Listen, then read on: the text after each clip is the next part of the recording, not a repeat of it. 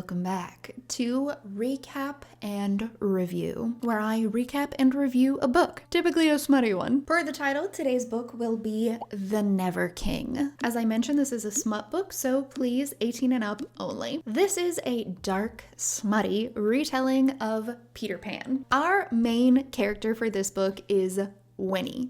Not Wendy, Winnie. We don't play with copyright in this house.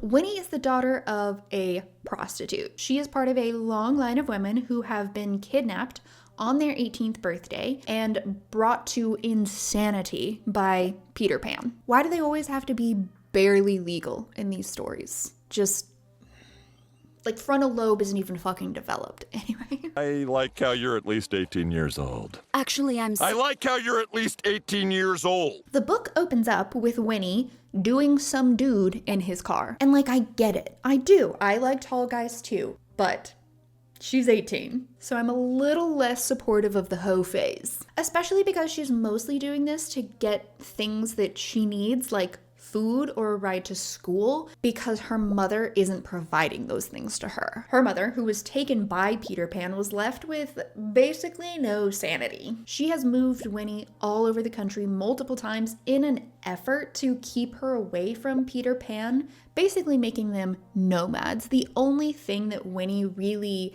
has as like a constant between these different places is this trunk that apparently belonged to her great-great-grandmother. Maybe there's just one great in there, but a family heirloom passed down. On Winnie's 18th birthday, after she does the football, basketball guy, whatever, Winnie's mother locks her in a room that's like covered in all of these sigils put there by like witches and shaman, all in an effort to keep Peter Pan away from her. Her mother is in that locked room with her, and I guess as a form of bonding.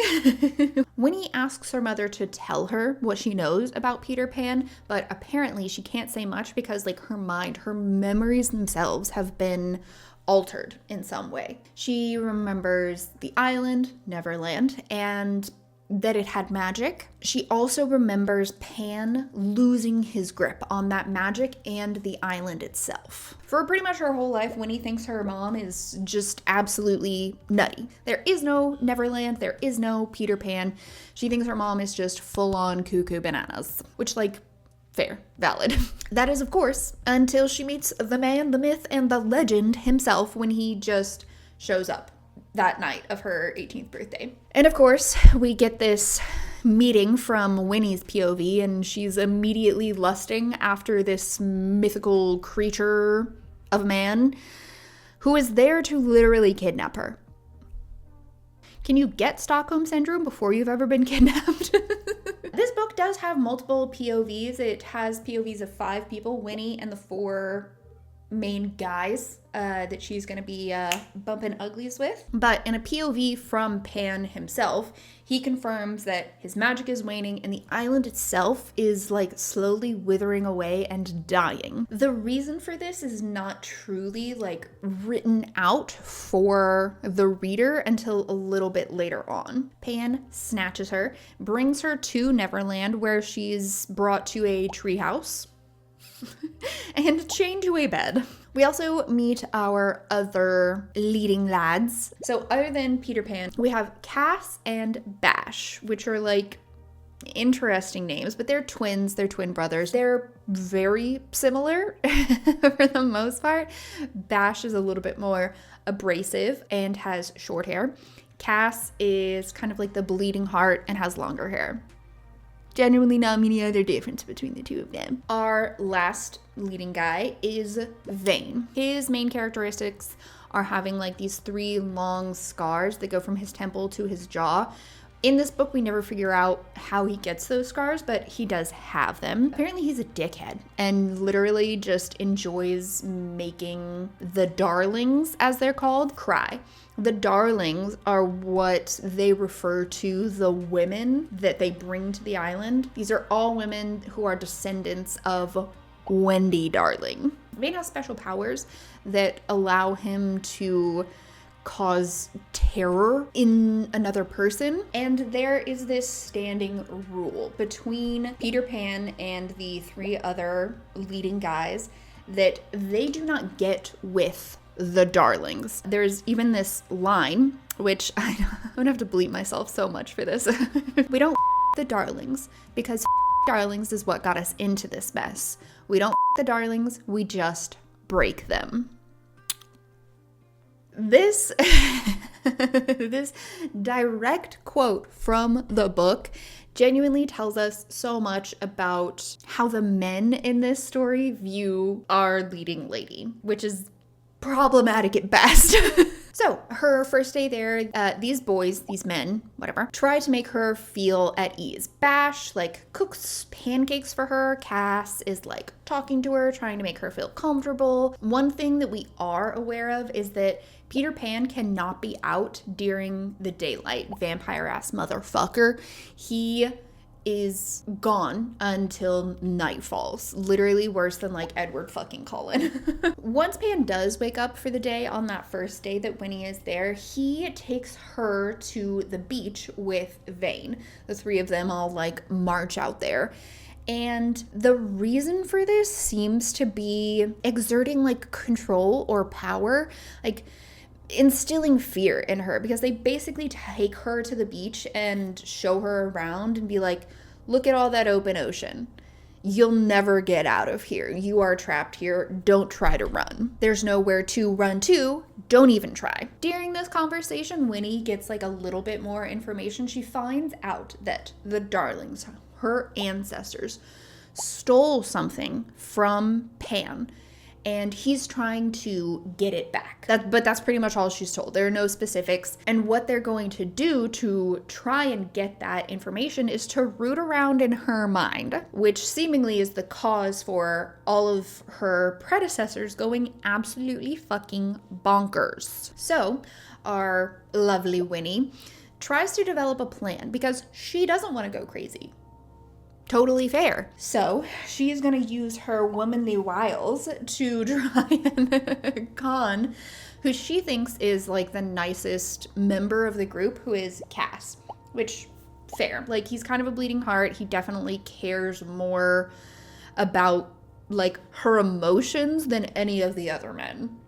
So her, I don't know, first, second night there, she like makes herself cry, pretends to start crying, I don't know, and calls out to Cass, getting him to come into her room. She tells him, she's like, I'm scared, I'm gonna go crazy, I'm scared, I don't want to go crazy, and she's like crying, but it's all a show. Like, she's putting on a show. She's doing this strategically to try and get Cass on her side, to cause a rift, a divide between our dudes, so she can hopefully GTFO. He like runs into the room, keeps her company. They have like a little chit chat, and Cass tells her that he is Fae, as is his twin brother, and does like a little magic show on the ceiling, like making it like, I don't know, like a night sky or something like that on her ceiling, as like just like a magical illusion to try and calm her down.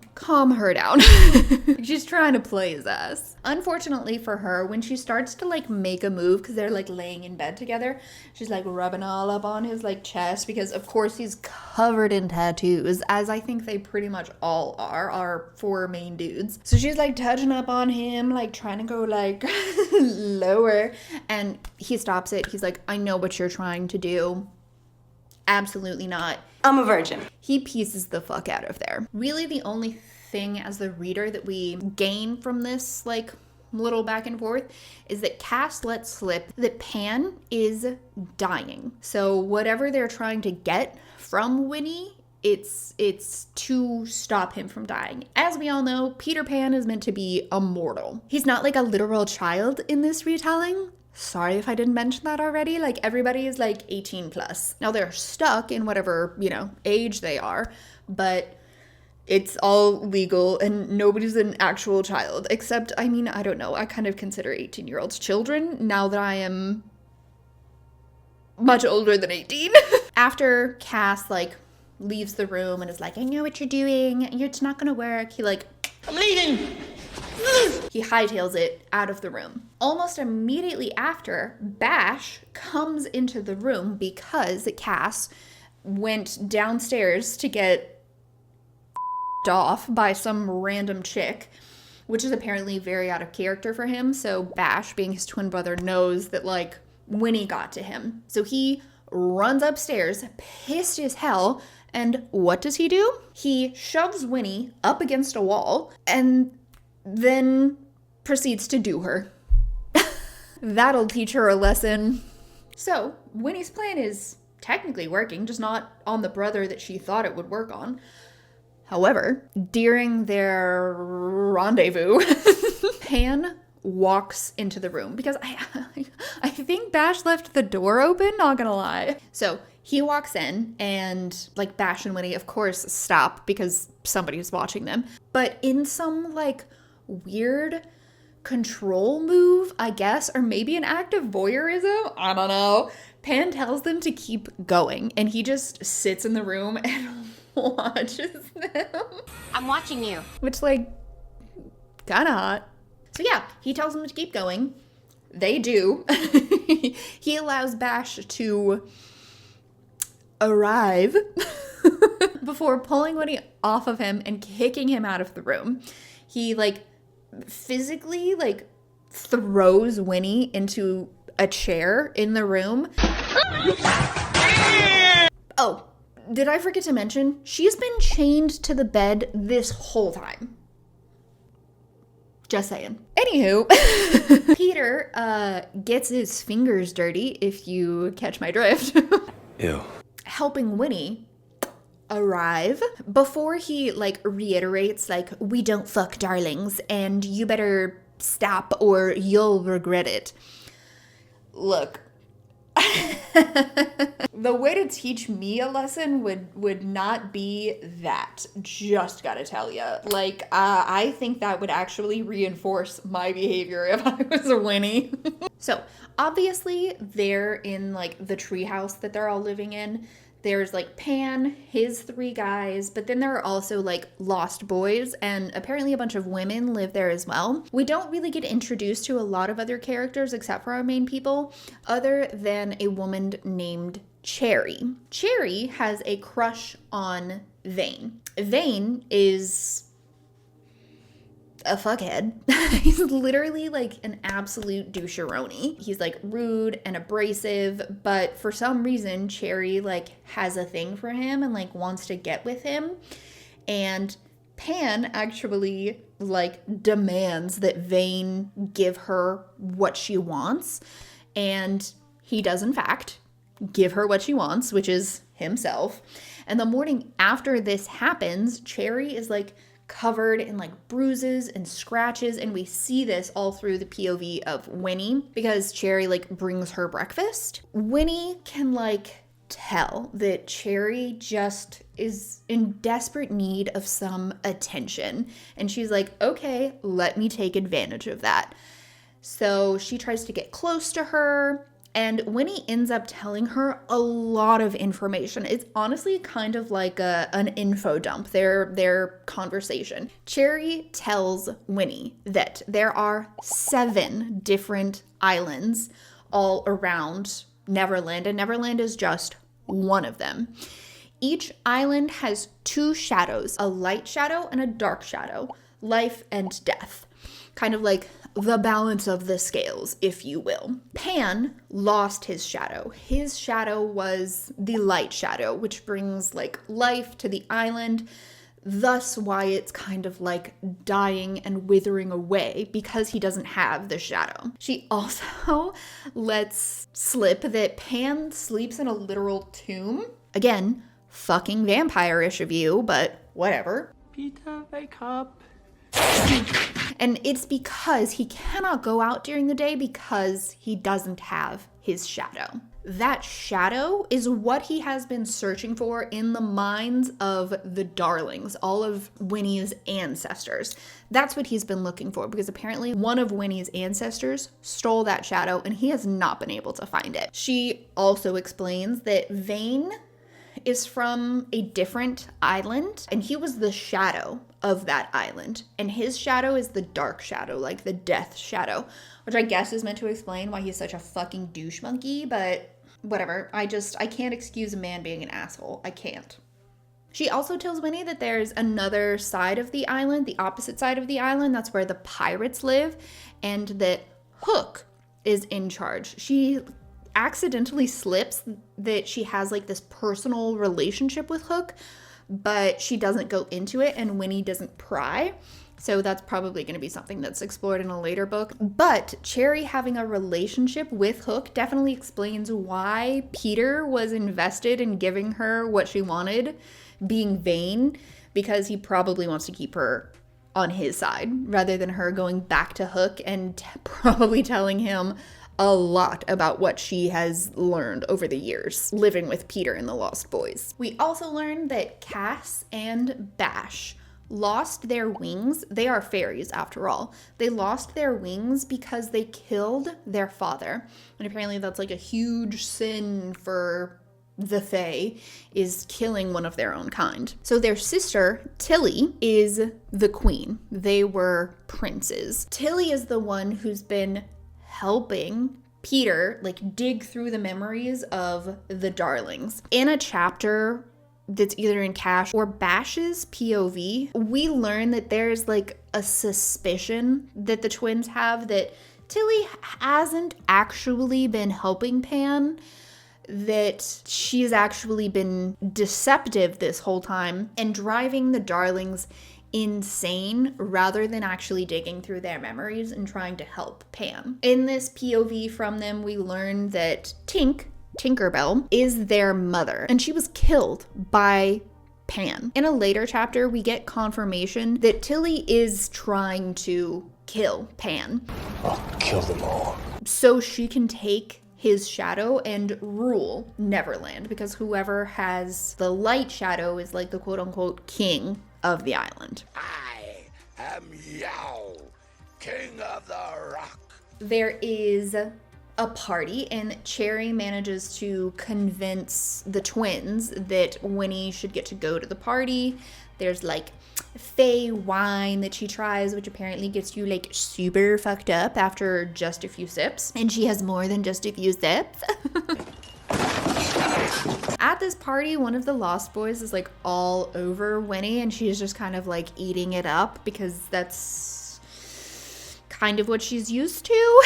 And the party starts while Pan is like asleep in his tomb. It's still daytime. But when he wakes up and he discovers that Winnie is like rubbing up on one of the random Lost Boys, he loses his ever-loving mind. And like Vane kind of asks him, like, why do you care? There's no like set rule that the Lost Boys aren't allowed to like mess around with the darlings. Why are you the way that you are? And he isn't really able to like validate why he's so pissed off, but he is. And in fact, he's so angry about this that he goes up to Winnie and this random Lost Boy who literally never gets a name, and he puts his fist through the guy's chest, quite literally ripping out his heart. I can't breathe! In front of like everybody, Winnie and company. And then of course Winnie starts like crying because she feels like she got this random guy killed. And from Pan's POV, we see that he's pleased about this. He's happy that he made her cry. Talk about a fucking red flag. Where's that red flag guy? Oh, it's the sheriff of the Party Pooper Patrol! Pan is pissed off. He like grabs Winnie. I think he might pick her up actually. He takes her back inside away from the party, screams in her face,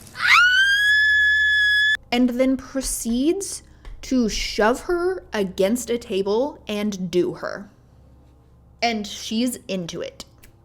Not only is she into that, but then afterwards, Cash and Bash take a turn, and she's into that as well. Look, I am into reverse harems. I genuinely am, but I was not super into this. A man taking out his anger through sex is not cute, and it's not hot, especially if there hasn't been enthusiastic consent and conversation before. I get that it's a smut book and those conversations aren't really sexy, but they do create safety and boundaries for everybody involved, which this group absolutely does not have. Anyway, after the twins reach completion.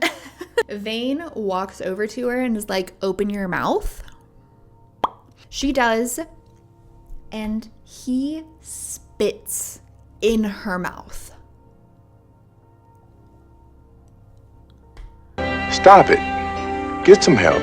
I know some people are into that, and you're allowed to be into whatever you're into. But Winnie was not into it. She didn't like it. In fact, she felt degraded by it. Therefore, it was not hot. It was not cool. It was not fucking okay.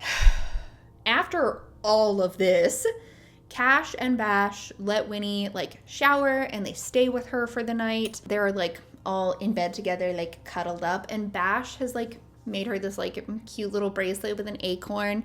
He says the acorn is like a kiss, which is, you know, pulling from the original like Peter Pan story, but he says it will protect her. Now, that doesn't really come into play in this book, but it might in future books. I don't know. While the three of them are all like cuddled up in bed together, Pan and Vane go into town. The town is called Darlington, which like, fine. But yeah, so they go there as like a form of stress relief, and their stress relief is killing people. Oh boy, here I go killing again. I don't know if that's meant to be like hot or what. I was so detached emotionally from like that chapter. I was like, what is the point of this? Why are we here right now? The next day, Cass teaches her how to descale and gut a fish, because I guess that's bonding for them? Teach a man to fish, yada yada yada. Anywho, they tell her that they are princes and their sister Tilly, the queen, is coming that evening, and the fish are like payment for her and her services. Pay me for my services! Pay me for my services! So this is the day. This is when it's about to go down. It's about to go down. Before that happens, she's like wandering around the treehouse, the loft as it's called, and she runs into Vane, who's reading Frankenstein. Could we be any more literal? Like, please. How on the fucking nose? She, I think in like an almost masochistic way, like wants to get with him. She climbs into his lap, takes off her shirt. She's literally trying to fuck the man that spit into her mouth a day before. She's also literally terrified of him. I don't.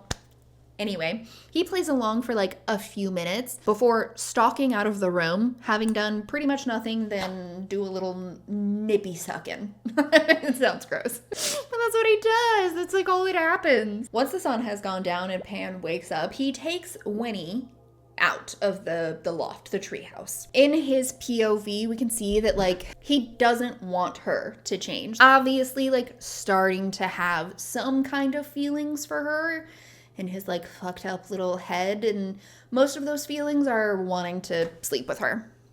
Genuinely. He takes her to this beautiful lagoon, and he tells her that he took her mother there before her to try and heal her, because apparently this lagoon has like healing properties, but obviously it didn't fucking work because her mom was absolutely fucking crazy. While in his POV, it's very obvious that he cares for Winnie, but he refuses to take accountability for his own part in losing his shadow. He blames everything entirely on Wendy, the original darling. After that little trip to the lagoon, it is time to get ready for the big to-do.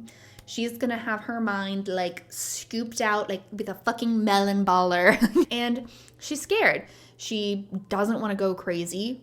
I don't fucking blame her. Bash and Cass try to reassure her that like she's stronger than any of the other darlings who've been there before her. Bash even says like that bracelet that he gave her is magic and it will protect her, which it's unclear if that was just like something he said to alleviate her anxiety or if it's actually a thing. Very soon after, Tilly shows up. Is the president coming? I just arrived. Is the president coming? I just arrived. And she's fucking beautiful. She looks very much like her two brothers. She's got like dark hair. She's got these like huge, beautiful wings. She kind of like exudes power. She's wearing like a crown in her hair.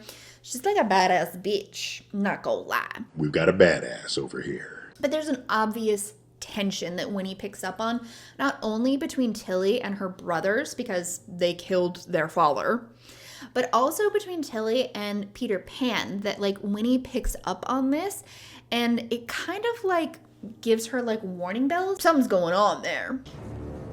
What is it? What do you smell?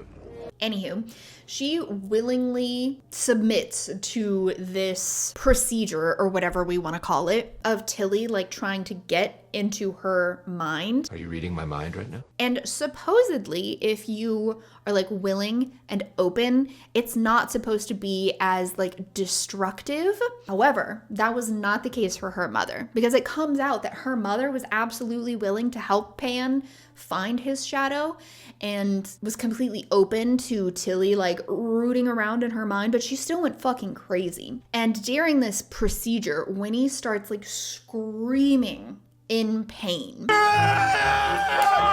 And none of the dudes like it, genuinely. But who jumps in to stop things? Not Cass, not Bash, not even Pan. It's Vane. He like grabs her away from Tilly, takes her into his room and like locks the door. That's like, bitch. They do have a conversation about why he stopped.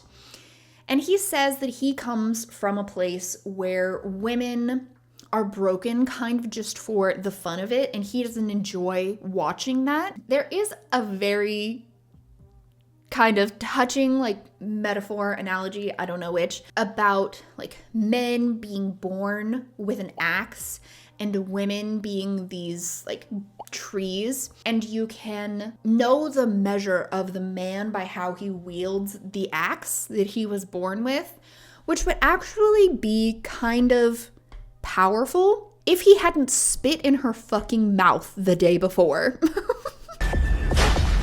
After this conversation, Winnie like takes a little nap, a little siesta. During this, she has like a dream, a vision, whatever, what have you, and she sees Tinkerbell helping Wendy lock away Pan's shadow in that trunk that she owns. She's viewing all of this like from the closet as like some little girl. The person in the closet sees Tinkerbell after Wendy like locks the shadow in this trunk.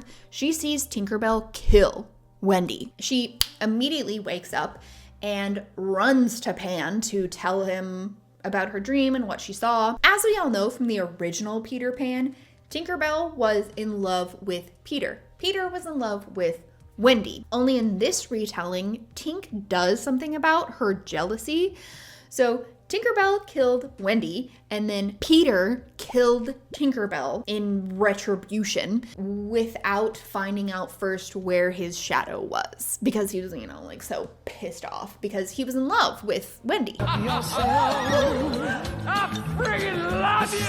In this version of things, Wendy had a sister who, that was the little girl in the closet from Winnie's like vision or whatever, which technically means that Winnie is an ancestor from Wendy's sister, not from her. So Wendy would have been her like great aunt, not her great grandmother. Neither here nor there, but just pointing it out.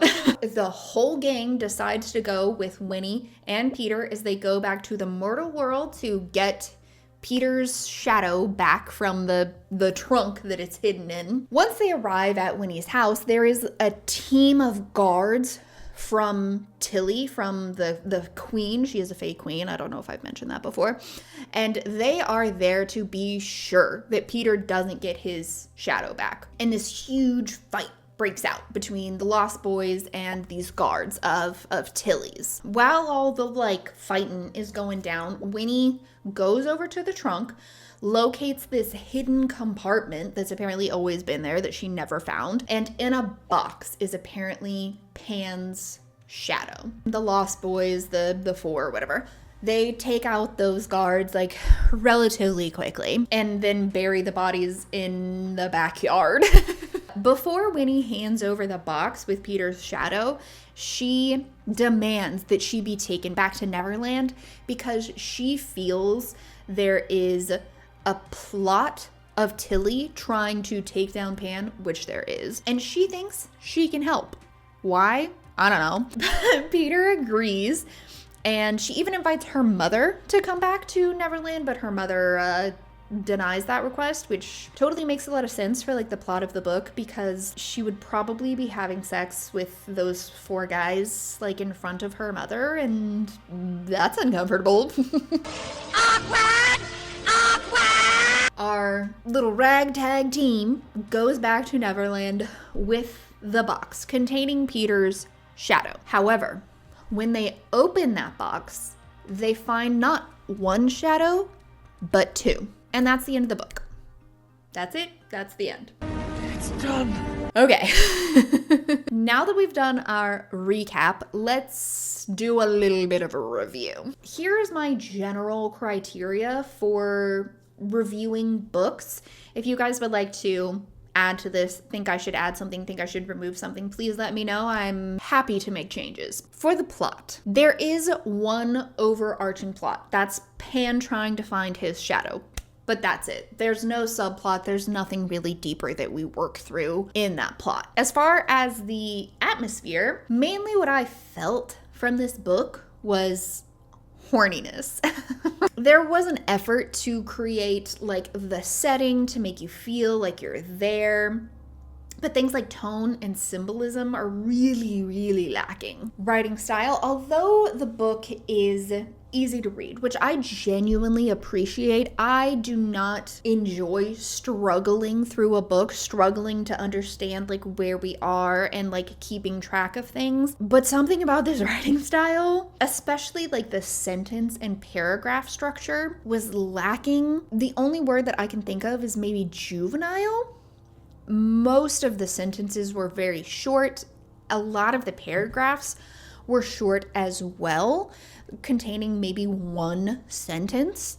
And that's fine sometimes, but you need variety. Short sentences and long ones. And I think that was something that this author really struggled with. For our conflict and resolution, the main conflict, Pan's shadow being missing, was resolved. Like, they found the shadow.